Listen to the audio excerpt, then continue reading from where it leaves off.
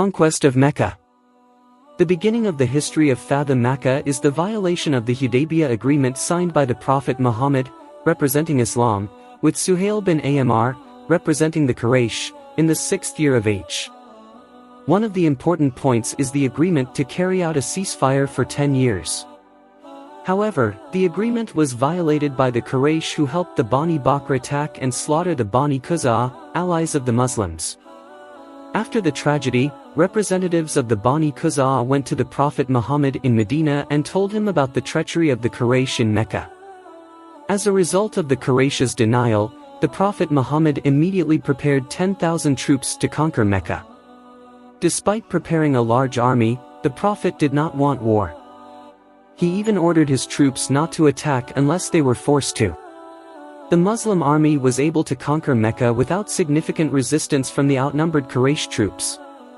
The liberation of Mecca took place in 8 Hijri or 630 AD.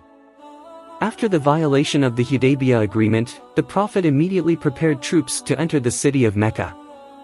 Hearing the instructions from the Prophet, the companions cheered for joy because they would enter and conquer the city of Mecca. Today is the day of their revenge and end, al-yawm yawm al-malhama, he said vehemently. However, the Prophet disagreed with Sa'd. He asked Ali bin Talib radhiyallahu anhu to reprimand Sa'd and remove him as the commander-in-chief of the flag-bearer. After being removed, the flag was handed over to Sa'd bin Ubadah's son, Qays bin Sa'd bin Ubadah. And the Prophet said emphatically, "Today is the day of love, al-yawm yawm al-marama," said the Prophet with great emotion. In the midst of the mission to seize the city of Mecca, many Quraysh people came to enter the Muslim camp to negotiate. They asked the Prophet to step down, because this was a problem with the Bani Quza'a, not with the Prophet. However, Prophet Muhammad remained unmoved, because it was the Quraysh themselves who had violated and killed Quza'a's people. The negotiations didn't work. However, the Prophet Muhammad gave security guarantees to all Quraysh who did not draw swords, who wanted to stay in his house, or enter Abu Sufyan's house, or enter the Grand Mosque. Everyone will be guaranteed safe.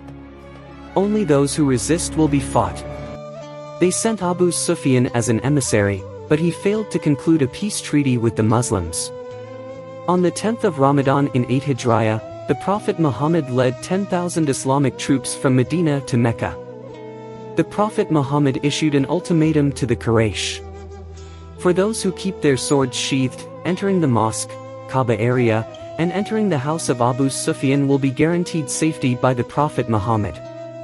During the liberation of Mecca, the Quraysh did not put up any resistance against the Islamic forces. They are aware that the strength of the Muslims now is much stronger than in previous years.